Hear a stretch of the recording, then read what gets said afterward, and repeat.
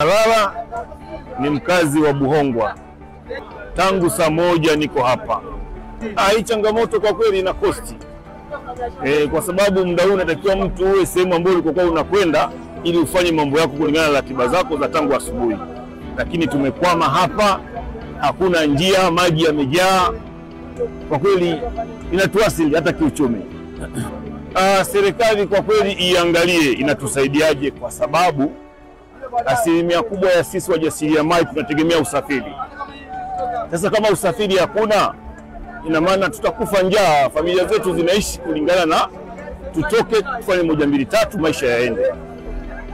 Shughuli zimelala, itakiwa nimeshafika niko kwa nakwenda kwa ajili ya kufanya kitu nipeleka huko, lakini hakuna tena njia. Kwa Rashid Ahmed naishi Mkolani. Changamoto inaonekana ni kubwa, so ni changamoto ambayo inaonekana si nzuri hasa katika jamii. Ni labda cha kushauri ni kwamba waliopewa kazi hii labda wafanye haraka, ni kuharakisha mradi, kwa sababu hali inavyoendelea hali itakuwa ni mbaya, kwa sababu tumetoka achilia tunafanya kazi Buzuruga, tunaishi Nyegezi. Tumetoka Nyegezi kuanzia mida kama ya saa 3 mpaka muda huu saa 6 hatujafika na hakuna matumaini ya kuvuka.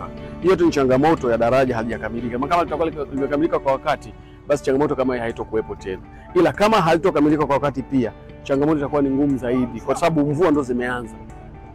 Kwa majina naitwa Bakari Musa Bakari, ni mkazi wa National. Nimefika tangu saa 2. Saizi saa 7 kasoro sijavuka. Kama unavyoona shida ni maji. Mvua imenyesha, maji ndo kama hivyo, daraja limejaa. Kuvuka tumeshindwa, tangu saa 2 tumekaa kama hivi na mpaka sasa hivi haijajulikana tutavuka muda gani. Yaani changamoto ambayo inasumbua hapa ni issue ya daraja. Kwa kama daraja litarekebishwa, mimi na imani itakuwa ni rahisi sana kwa sisi, hasa sisi ambao tuna makondakta wa daladala na madereva tunasumbuka zaidi. Kwa sababu kama hivi hesabu ambayo tunashindwa kuitimiza kwa wakati, mwisho wa siku tutanangalia hata vyombo vya usafiri, kwa sababu ndo kama hivyo naviona changamoto, maji yamejaa, kuvuka tunashindwa. Watu kuanzia saa 2 mpaka saa 6, saa 7 kasoro tumekaa tuko tunasubiria maji yaishe yapungue ndo tuvuke. Wakandarasi hata sielewi kama wanakula hela, maana ni miaka na miaka shida, kila siku tunapata ni shida hapa. Yaani shughuli sio kama ni ya leo.